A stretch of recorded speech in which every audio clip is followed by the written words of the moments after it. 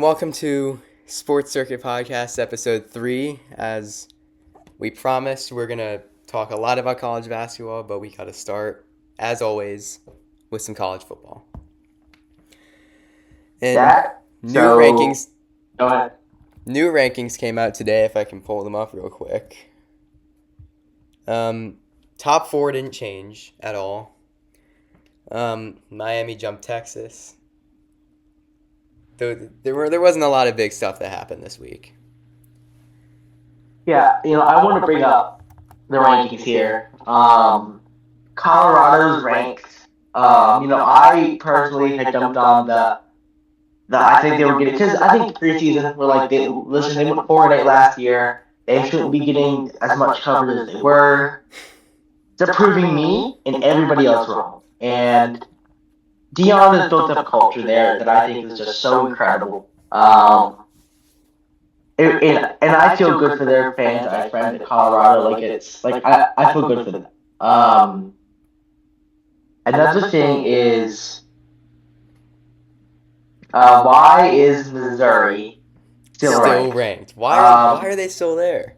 Your two losses are 41-10 against Texas A&M and 34-0, right, against Alabama. So far, in your two losses, you are being outscored 75-10. No, they shouldn't be. You shouldn't be like if you lost by 3 at Texas A&M and by 10 at Alabama, I would have been like, okay, 2 close losses on the road in the SEC against a good team. They shouldn't be unranked for that because that's understandable that they lost close games to those teams. But no, they got absolutely beat down by the 2 legitimate teams they have played so far. And nothing has proved to me so far that they deserve to be ranked still inside the top 25. And if you look at Missouri, right? Who have they beat so far? So they barely. They beat Murray State, Buffalo, barely beat Boston College, barely beat Vandy, got crushed by Texas A&M, crushed UMass, almost lost to Auburn, then get crushed by Alabama. So that's not convincing. Yeah, now that I think about that, the Vandy win looks better than it did at the time. Yeah. Sure. Auburn isn't good, right? You haven't had a convincing win inside the SEC yet. And now you get Oklahoma, who's struggling. All the receivers are out, they don't know who their quarterback is. They should honestly go 4-0 the rest of the year. South Carolina, Mississippi State, Arkansas. So I can see them with 2 losses. But I think if they were to run the table, they would be the worst 4-loss team, or the worst two-loss team in college football. Just because your wins aren't that impressive, and your losses, your 2 losses are terrible. Yeah, right? Like the only game that I genuinely believe that they're gonna lose is at South Carolina, because I think South Carolina's tougher than people think, especially taking Yeah, and taking Alabama to the wire. And in the game they should have won, by the way, but by a lot. So yeah, I think you're gonna beat Oklahoma at home. Yes. At South Carolina is a toss-up, but I'll give it to Missouri. Just for now. I will.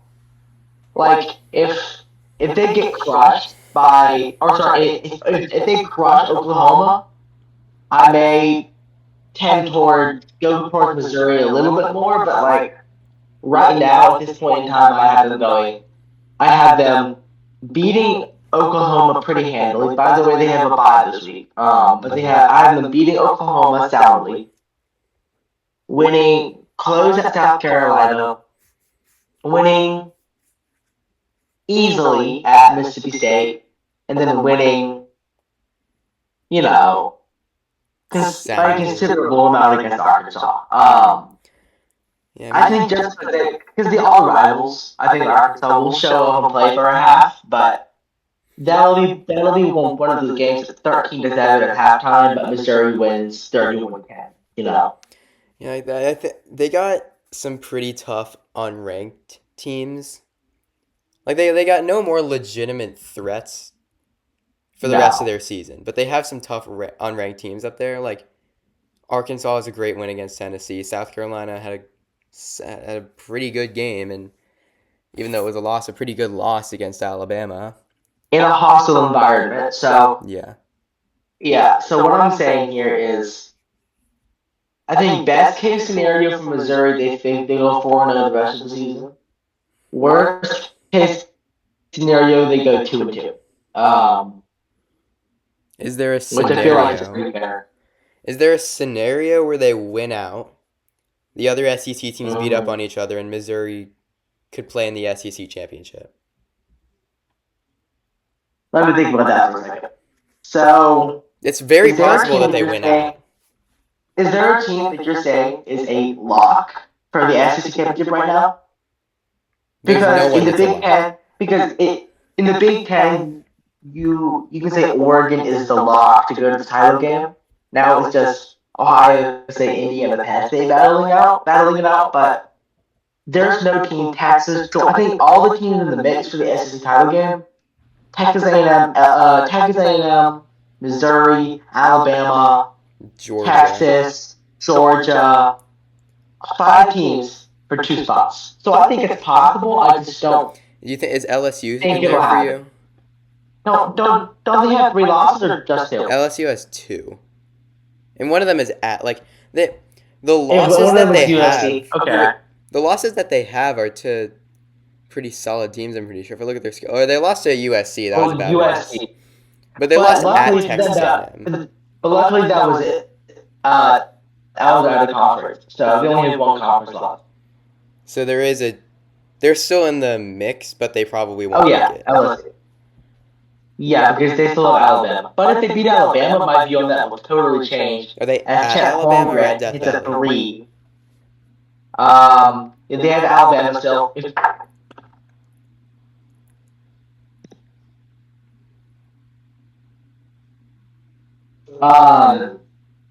But yeah, I just don't see that happening as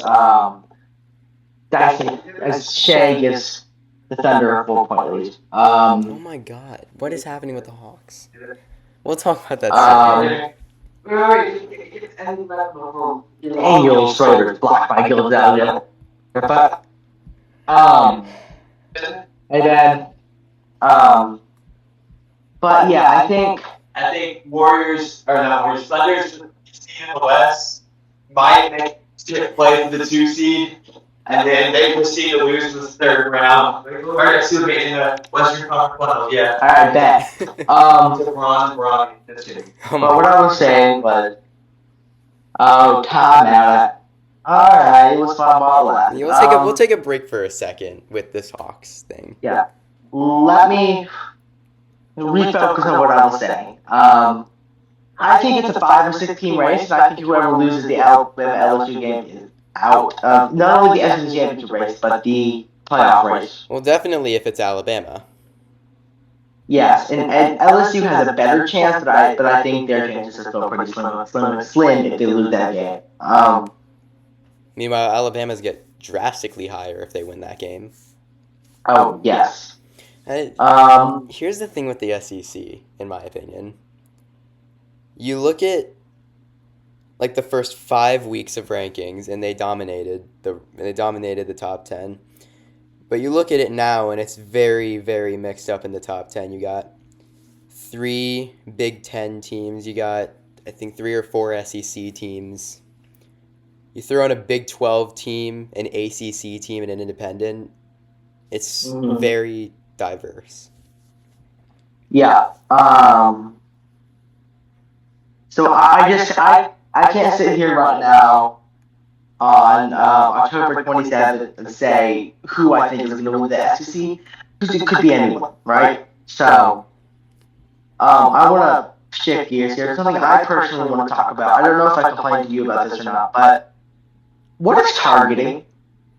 What are we defining as targeting? Because what I saw, as y'all know, I believe Scarlet and Gray.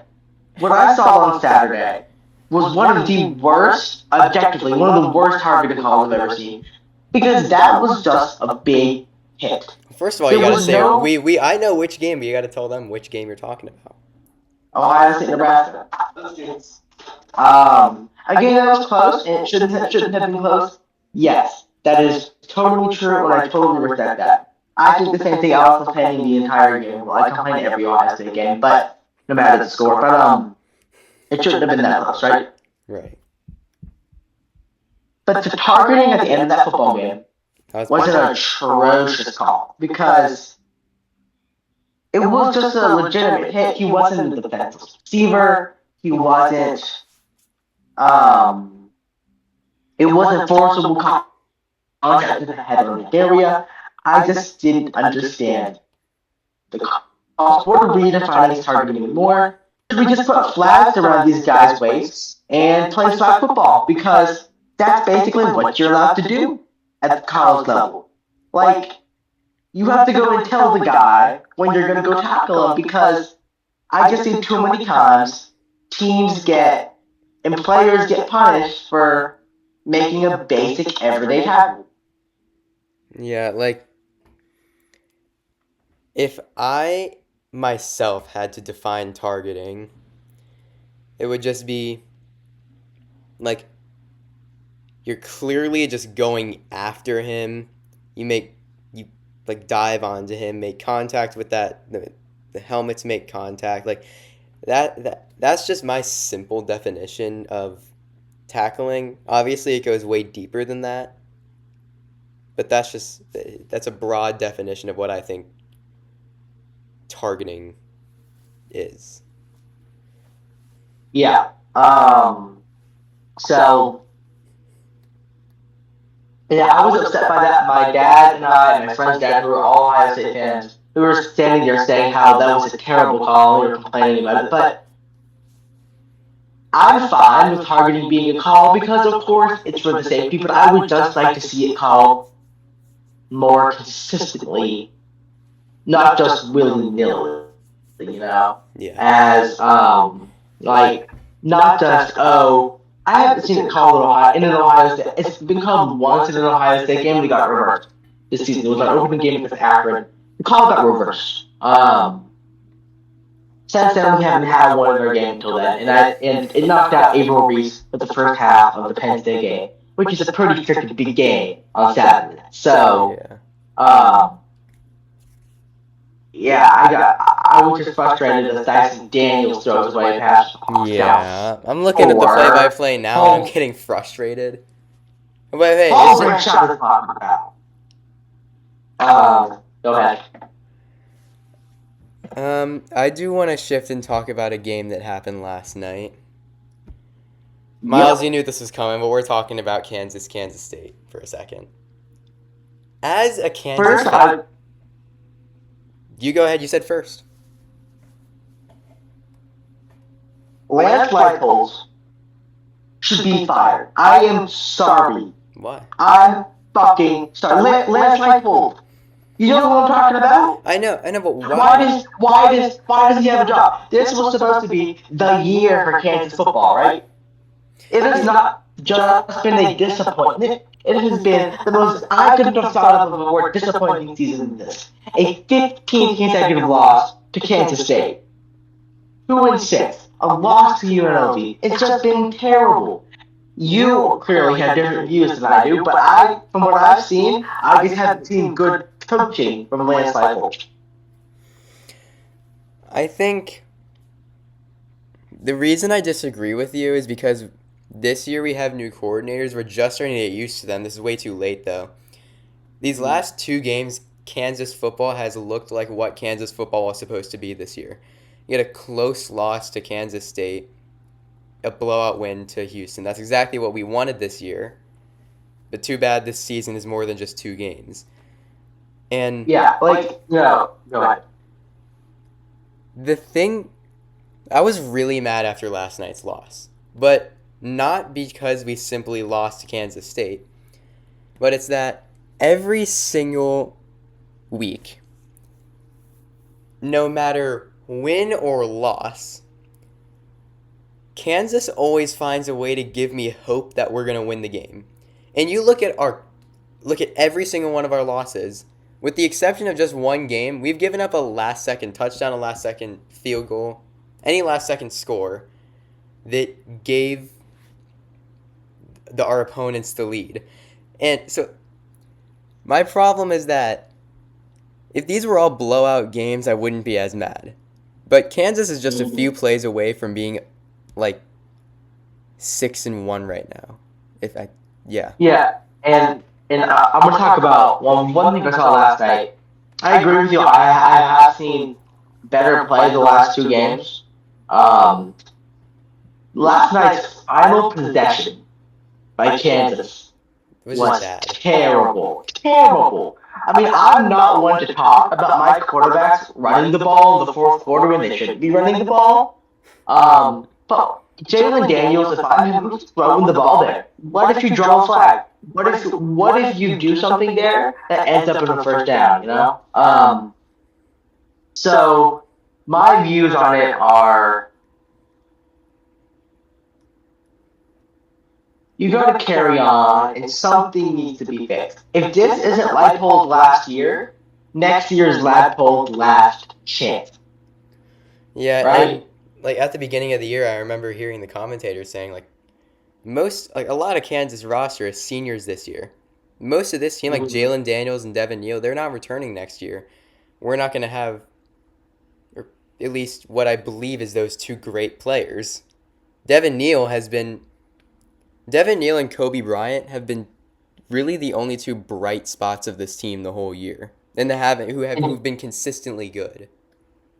Yeah, Jalen Daniels is not who we were expecting this year. We were told Heisman candidate. Yeah. Devin Neal's been great. Kobe Bryant's been great in the secondary, but it's just as a whole, you know, a team isn't two players, right? This team is a dumpster fire. About two players. So you can't come out here and say, oh, well, our best cover corner and our best running back has been great, but our quarterback's been pedestrian, and our receivers haven't been great, and our offensive line hasn't been blocking. Well, no wonder you're 2-6, right? Like, it's those little things that... it's missed assignments by your left tackle. It's not being able to generate a pass rush for most of the game. It's dropping passes. It's those things that cost you football games that other teams are doing that Kansas simply has not been able to do, and I think that's costing them, you know?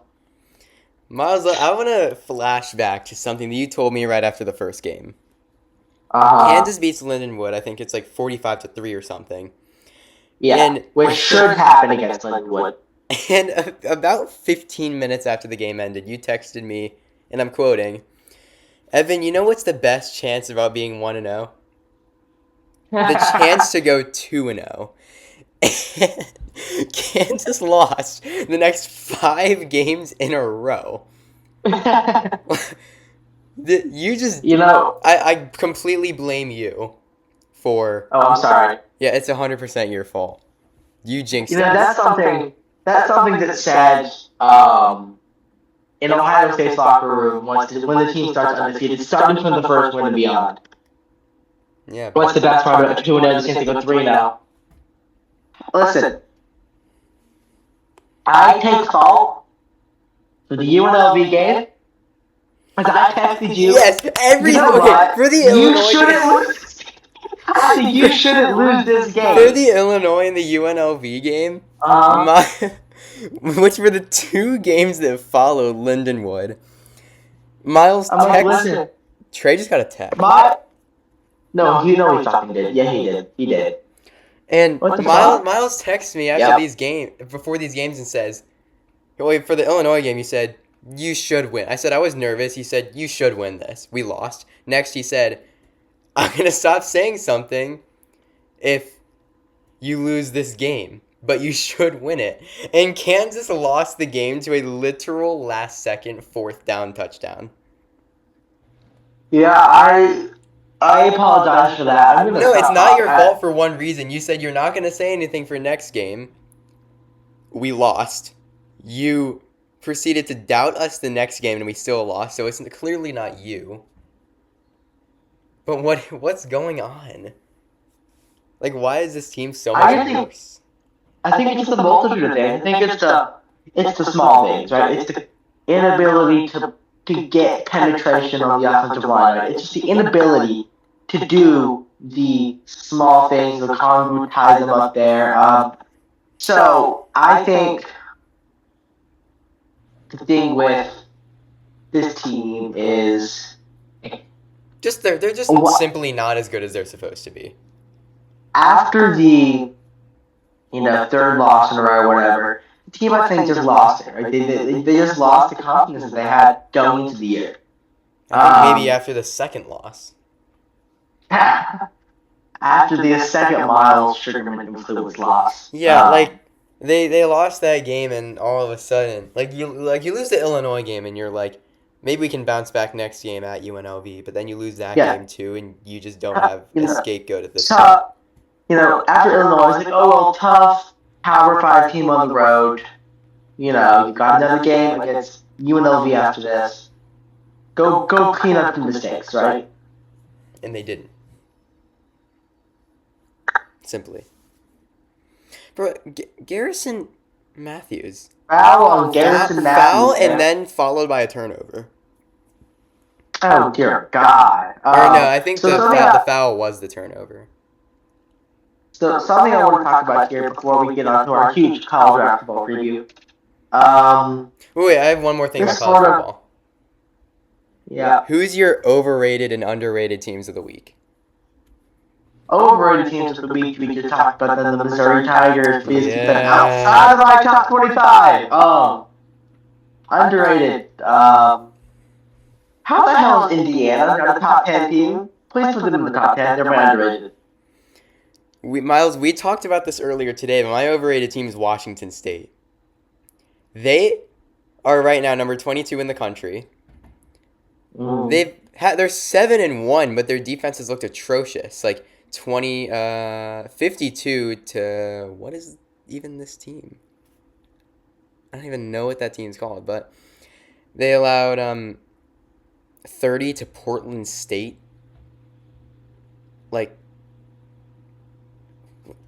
Huh? What is this team's defense? You can't be number 22 in the country allowing 30 to Portland State.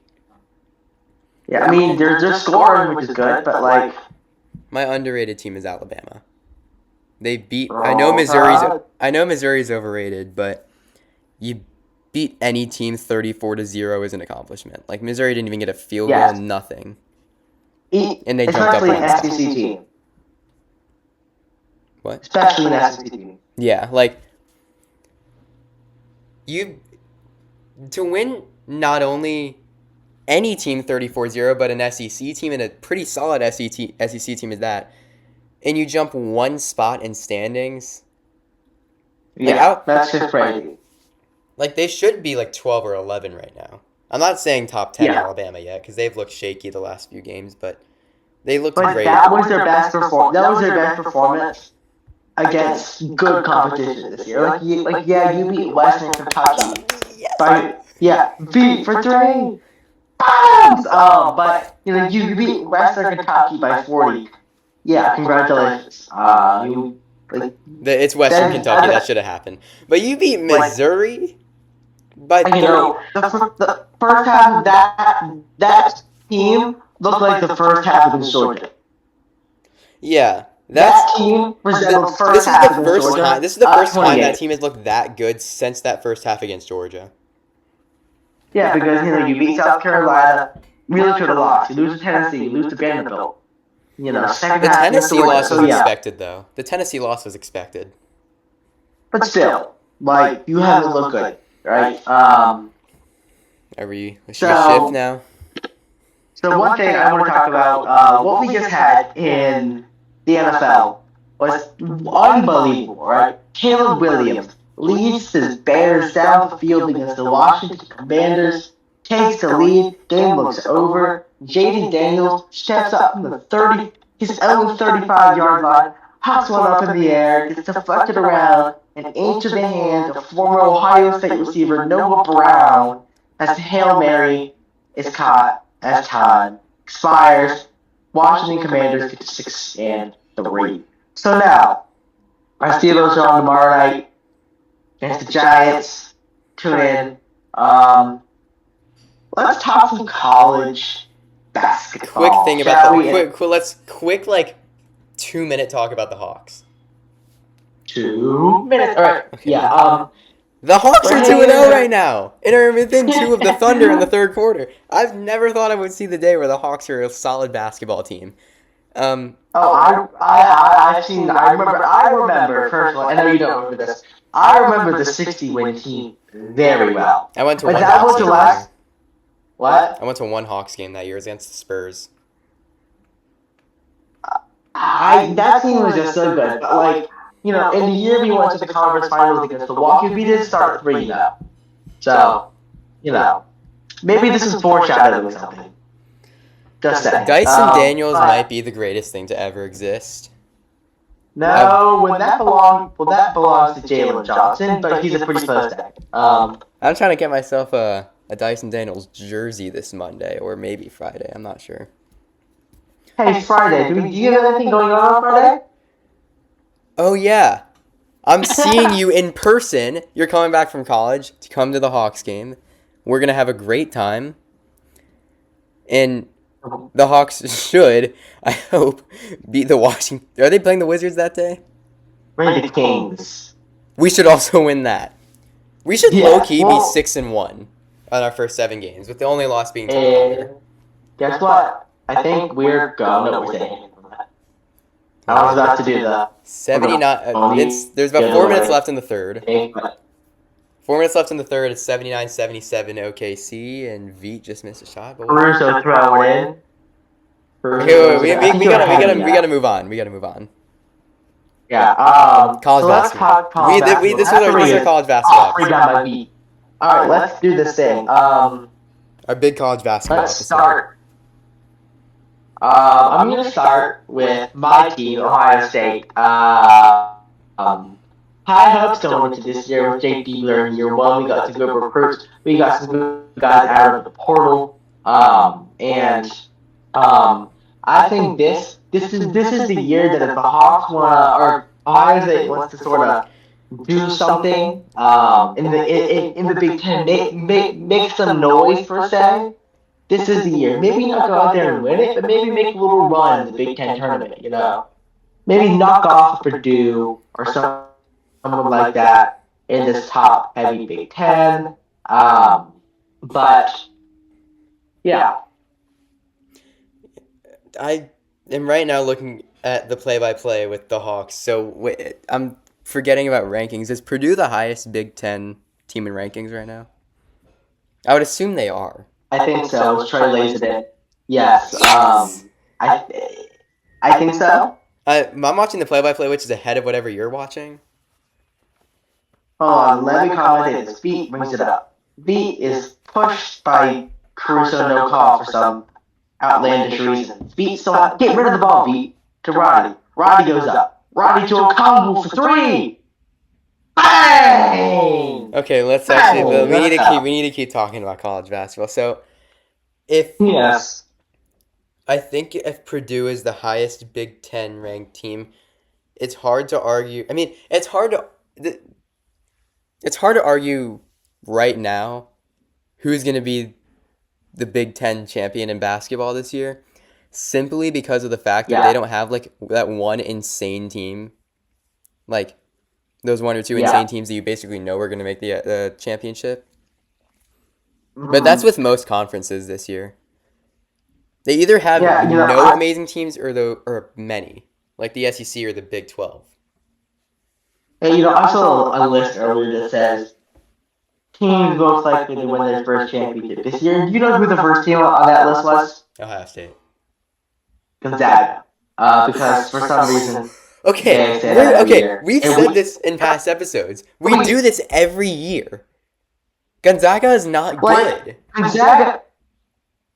I'm sorry, Gonzaga is turning into the Dallas Cowboys of college basketball. It's their I year think they every have a good team. and let's be completely real. I don't know about you, Miles, but I'm not a Gonzaga hater. I don't hate them for any reason at all. Mm. But they're just overrated every year. Yeah, and you get tired of that. Eventually, you have You know, to. I get tired of it. Yeah, like, I'm on to the hawk on my computer, so I'm gonna pull it up on my phone here. Priorities. There's a team I want to talk about for a second. Yeah. The Baylor Bears. I Yes. have them Yeah. in my Final Four this year. I think they will put up okay. Let me make something clear. I'm not keeping track of how many times I'm saying this, but I think every single time we've talked about one of Houston, Kansas, Iowa State, or Baylor, I say they're gonna make some noise in the Big 12. But let's be real, every single one of them is gonna make noise in the Big 12. But one of them has to Yes. fall off, and I think if it's gonna be any one of those teams, it's probably gonna be Iowa State. Not that I don't like them. I really like Iowa State this year. And I think if they were in any other conference, they would be a 1 seed conference champion. But it's just that the Big 12 is so stacked this year with Kansas, Houston, Baylor, and company that I don't see them winning as many games as everyone thinks they will. They're still going to be a great team, and they're still going to be, in my opinion, I think they're going to be top 10 at the end of the year. Possibly 2 or 3 seed in the But tournament. just like, but I think it's unfortunate for them that they have two teams in their conference named Houston and Kansas. You know, And that and then they have dark another horse of team Baylor. in their conference named Baylor. So, do I think I think you can have the top four in the Big 12 all end up with the top 12 in the AP poll by the end of the year. Yeah, That's just how good the Big 12 is. And that's like not a knock on anybody in the Big 12. That's just how good the Big 12 is. Like, when we finishing talk fourth- about Big 12 basketball, or when we talk about SEC football, it's like we're not bashing these teams for not being good enough. It's just that there's so many good teams that they're just going to be beating up on each other the whole year. Yeah, like I think every team in the Big 12 is going to have a conference loss on the end of the year. And I think Kansas, Houston, Iowa State, Baylor are all going to beat each other once. I think it's going to go in a circle. You know, yeah. And then to determine who gets the 1 seed in the Big 12 tournament, It's just all going to be about the tournament. it's going to be about, like, you know, it's not going to be tiebreakers and stuff like that to determine that kind of stuff. Is the automatic March Madness bid determined by regular season championship or tournament championship? Conference champion. Tournament champion. So it could very well end up being an 8 seed. That is the Big 12's automatic bid. Is it going to happen? No. But, last year was a you know, 3 seed or a 2 seed, I think, in Iowa State. Yeah, but like you just never know. Not in the conference like this. No, yeah. We did talk in episode 1. We talked about our overrated and underrated teams going into the year. Do we want to pick conference champions for like the major conferences? Yes, major conference champions. Let's just start with the Big 12. Big 12. I'm gonna go the chalk pick. I'm gonna go Bills off Kansas. How can you not? I think that Rock team. chalk, baby. Don't make me change my pick. No, okay, noted. I'm gonna write these down. No, he's keeping track. I'm gonna be so wrong about these. Big 12. So of I'm course. going Kansas because if you're the number 1 team in the country, you should be the projected team to win your conference going into the season, right? Yes. Um,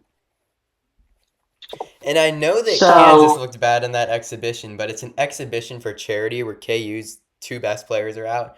Let's not take exhibitions too seriously. I was excited to watch the game, mean, I was at the Hawks game, but I was excited for the game to happen just because for the sake of KU basketball is back, but I wasn't taking the game seriously.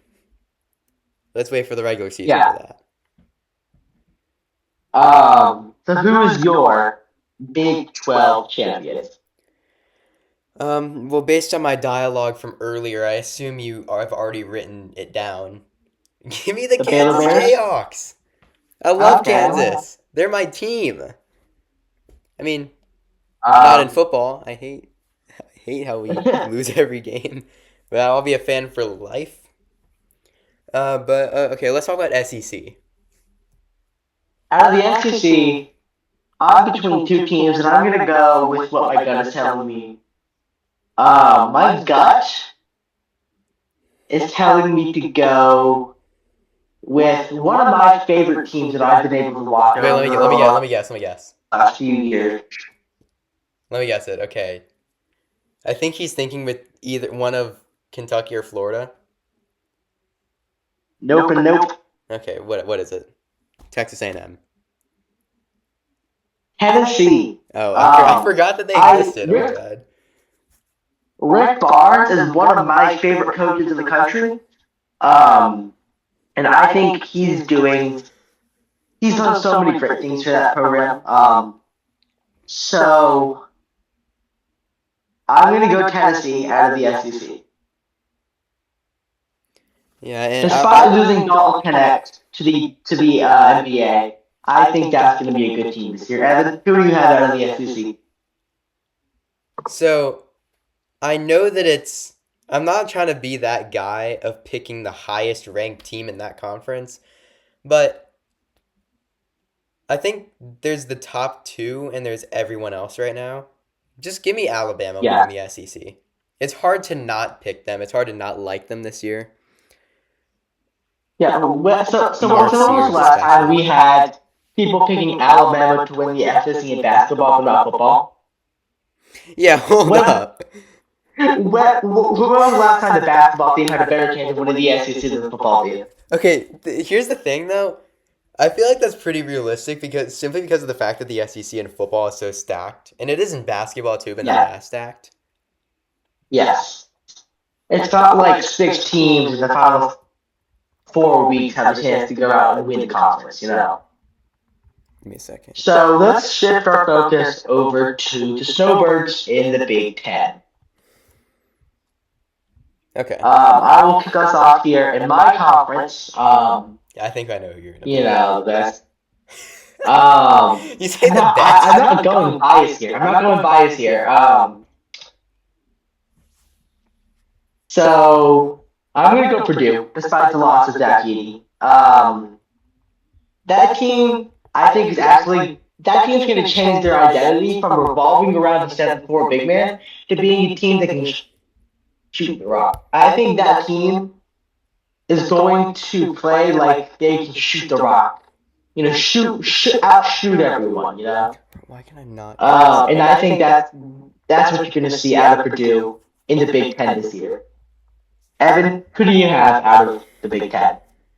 Okay, I'm pulling up the Big Ten right now real quick. Just give me a quick second. Okay, Big Ten. Wow. There's a lot of good teams to choose from this year. Just a few teams that I like in this conference. I love UCLA this year. I think I had them as one of my preseason underrated teams. If not, then there they are. Okay. But if I had to choose one,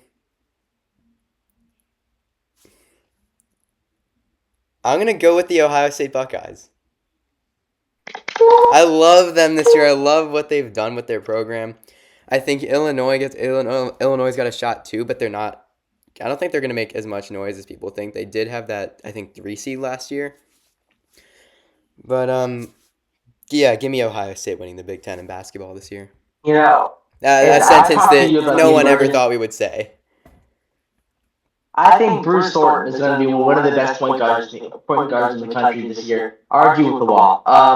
Up next, let's go to the conference That is called the Atlantic Coast Conference, but yes, But they they have have two teams California. on the Pacific Coast. Let's go with the ACC. My prediction out of the ACC are the North Carolina Tar Heels. Great pick, but I don't agree with you. Again, something that the Associated Press hates is high usage freshmen. That's what Duke is this year. Give me the Duke Blue Devils winning the ACC. I feel like the popular picks in that conference are either going to be UNC or Duke. No matter who your team is, You know I that think one the of them is popular going to win it. prediction. I feel like that's a popular pick most years, but especially this year with Cooper Flag being at Duke for a year with Carolina. I've always liked Carolina. What the fuck are you doing, Trey? Like, why the fuck are you like that? Okay, God, what was that? Chill out. What was that? Let's chill for a second. We're only down 5. What conference? I think we both know our answer to this, but who's winning the Big East this year? UConn. Okay. UConn. Yep. UConn. Right. They're too good for the Big East. Yeah, I mean that's just. Oh, they're right now. I feel like I'm gonna be so wrong on so many of these. What other conference is there to go over? Who's winning the WCC? Gonzaga. All right.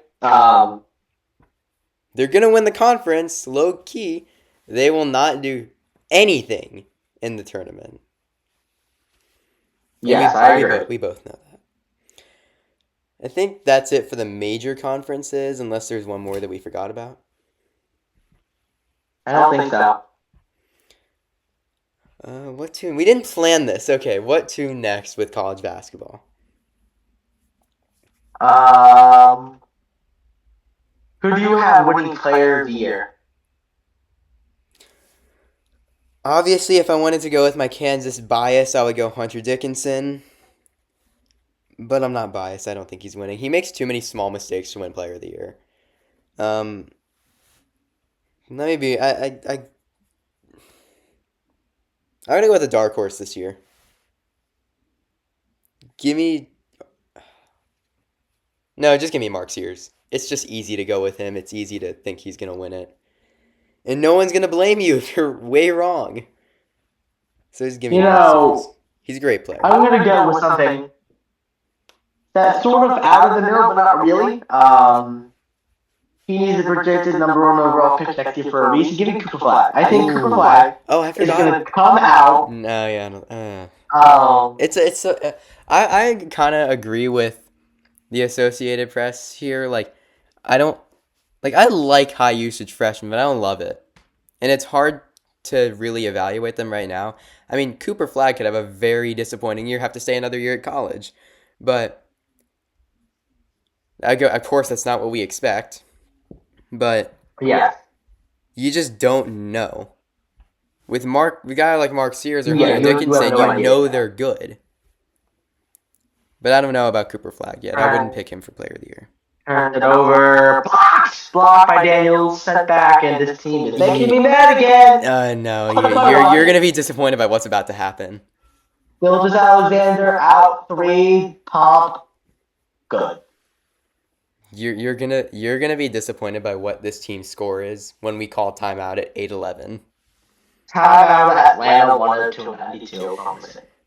Okay, let's talk 1 minute about the Hawks.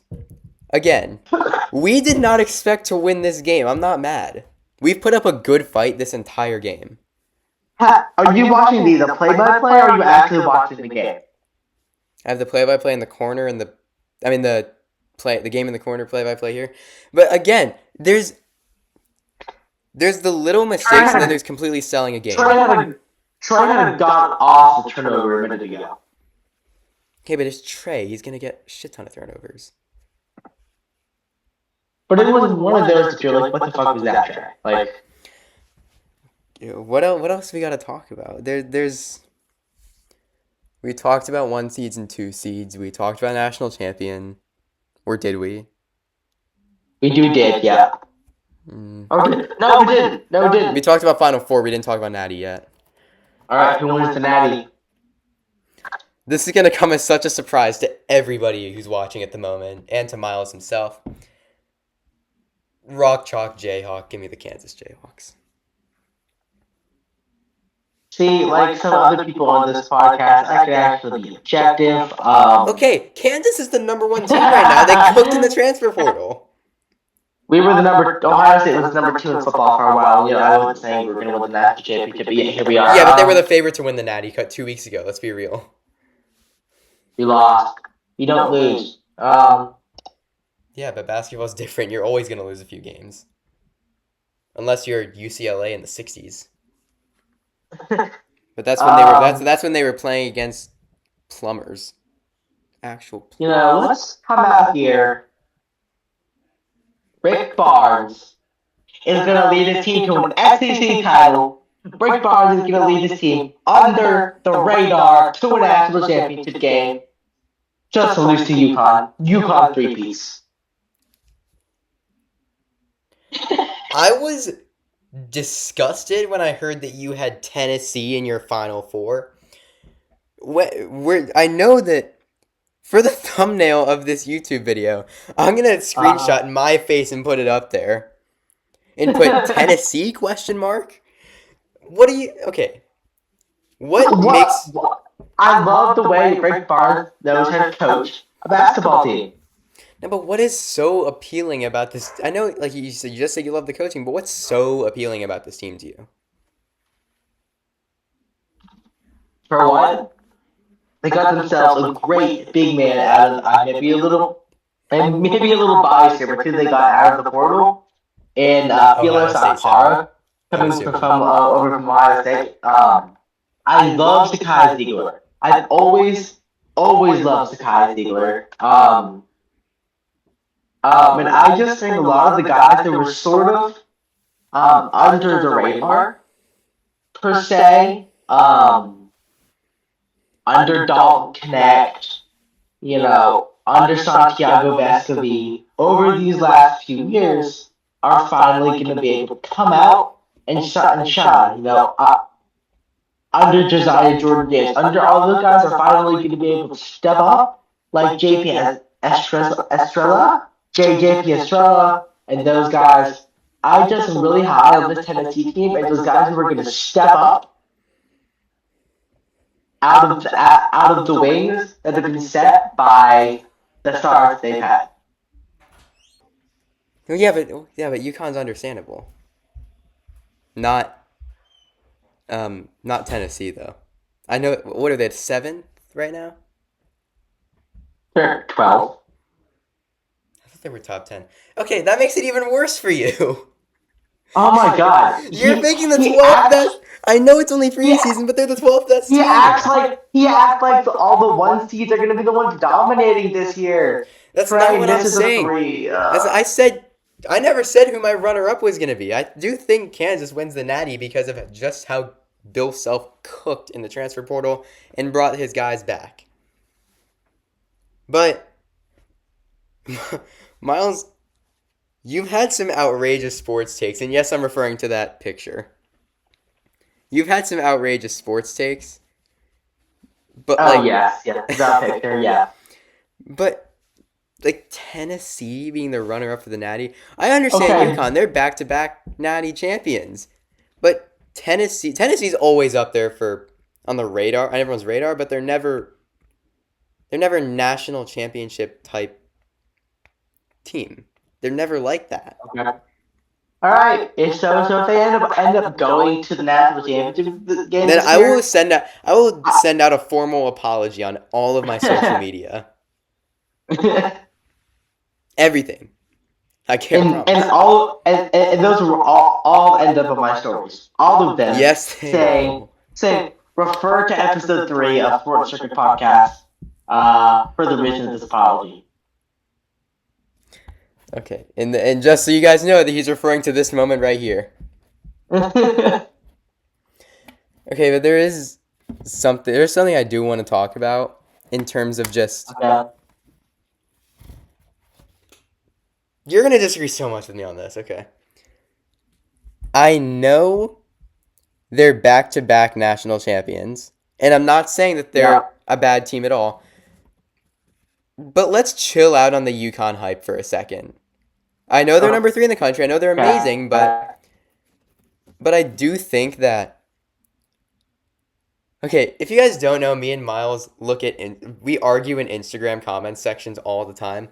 And I've just seen so much of UConn fans like see you win the national championship. Let's chill on the hype for Well, a second. that's warranted. They literally won the last 2 national championships. I know that's what I That's said. completely warranted. I said I know they're back-to-back national champions. Well, let's chill out on the hype for a second. Like last year in March Madness, there was not much competition for UConn out there. It was basically I don't want to say a given. It was the general consensus that UConn was going to win the national championship.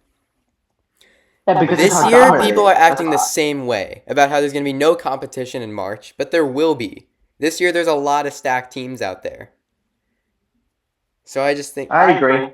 I'm not saying that agree. UConn's a bad team. I'm just saying that it's the same thing with like the SEC and Big 12. It's that there's so many other good teams out there. Okay, I agree. I think the Hawks have lost this game. It's 108-95 with under 6 minutes left. 108-95. Where in the world are you? I got 103-94. Oh God. Okay. This is bad. Okay, and we keep fouling them. This is bad. All right. Well, I'm still fine. The Hawks will be 2-1 going into 2 games against Washington, where we will record next week, or we will record on Friday probably when we're together in person.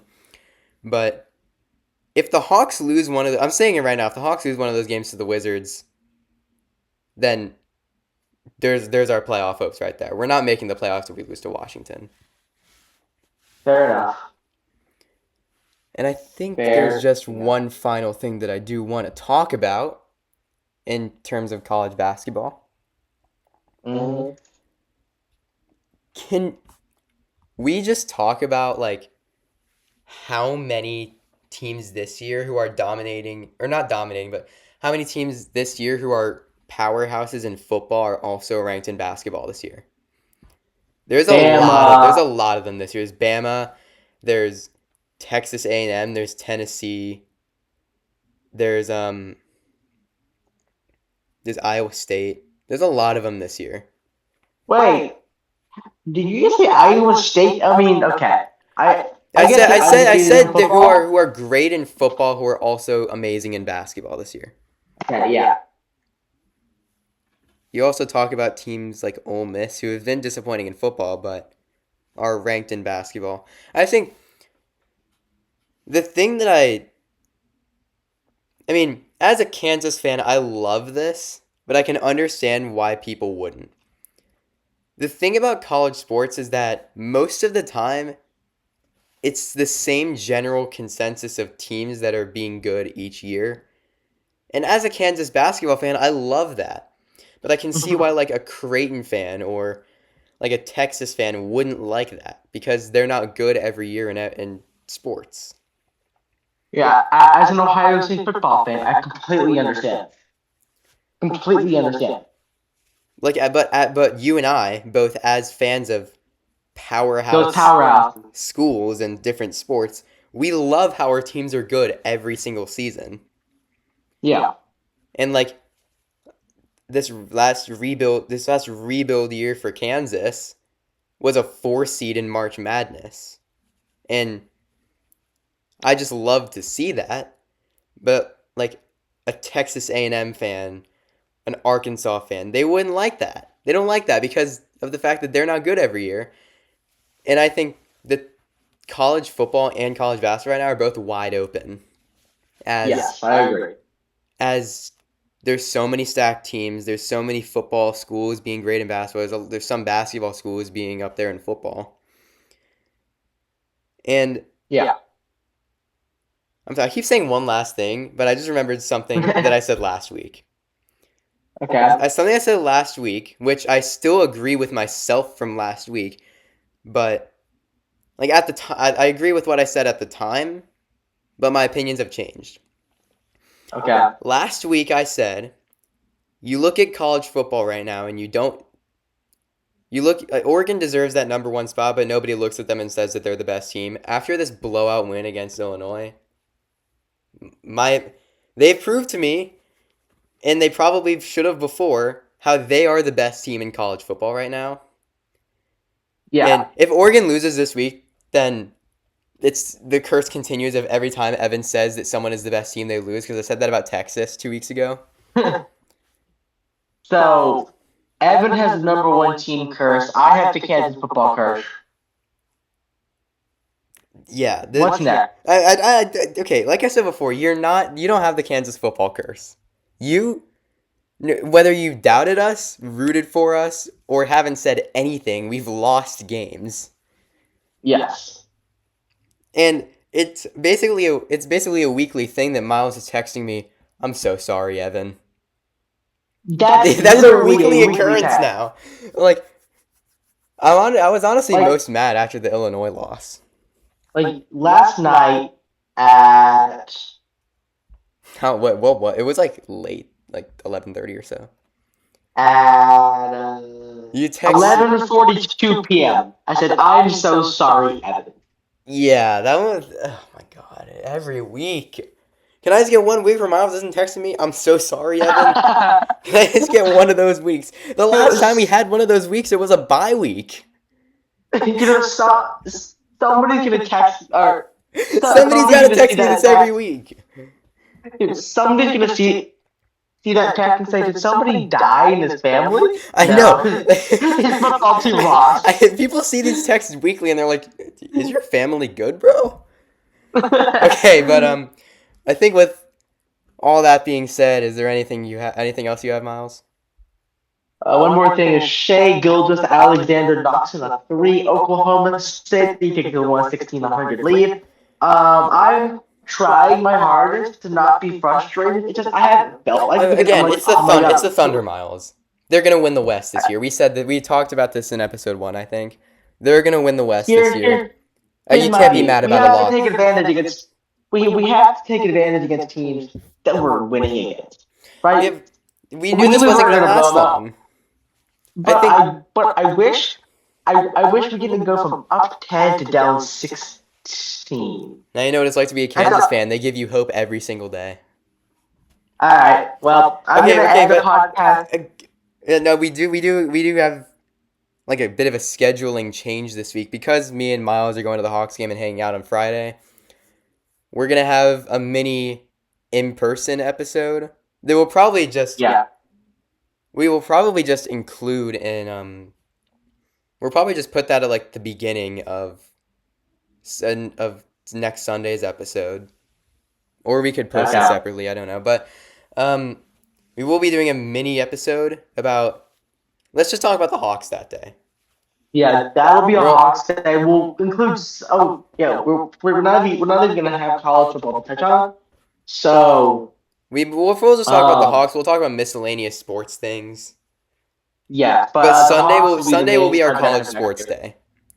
Yeah. So next week we will touch on. We'll touch on football on Sunday. Yes, the Hawks. On Friday we'll talk about the 2 games earlier that week, which will be the 2 Wizards games, and then give a bit of a preview to the Kings game. Yeah. But yeah, that's our scheduling change for this week. The audio, I guarantee you, we're gonna. I don't know where we're recording. I have an idea, but we'll talk. Right. We'll have an episode up on Friday night. Just know. All right, as I'm gonna commentate this possession. Don't tell me what happens. Trey brings it across. Hawks down 120-100. Boy, did that happen in a blur. Yeah. Remember when we were leading like 20 minutes ago or so? Trey, Jalen blocked by Holmgren. Chet's underrated, man. Here comes Shea across the timeline with Oklahoma City. Now up 120-100. They're just playing with their food at this point. I think that's enough for this episode, Miles. Shea gets blocked by Risa Shea. Oh, that's my number 1 pick right there. We'll touch more on the Hawks on Friday. We'll touch more on the Hawks on Friday, more in college on Sunday. But I For am. now, But we're gone for now. we will see you guys in just a few short in a days. few short days. Yep. I am Evan, I am Miles. and we will see you on Friday. Bye, y'all.